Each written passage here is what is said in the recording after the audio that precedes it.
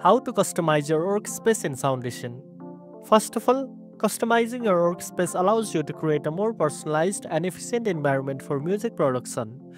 This will help you work faster and stay organized. To begin, open your project in Soundation's Web Studio. On the right hand side, locate and click on the Settings tab in the sidebar. This will open the Settings menu, where you can adjust various aspects of your workspace. In the Settings menu, you will find option to adjust your buffer size. A higher buffer size can make audio playback more stable, while a lower buffer size reduces latency. Choose the setting that best suits your current project to ensure optimal performance. Additionally, you can manage how automation data behaves when moving or copying clips. The default setting is aux, which prompts you each time. You can change this to always or never based on your performance, streamlining your workflow.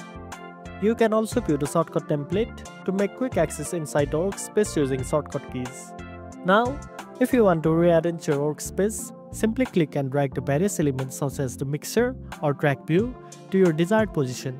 This will allow you to have everything exactly where you need it, making your workspace more accessible. Another helpful feature is the ability to resize your tracks and elements. To do this, hover over the edges of the track view and drag them to your preferred size. This gives you more room to focus on specific tracks or effects. Finally, remember that every change you make is automatically saved, so you don't have to worry about losing your customized setup. And that's it. Now you know how to customize your workspace in Soundation.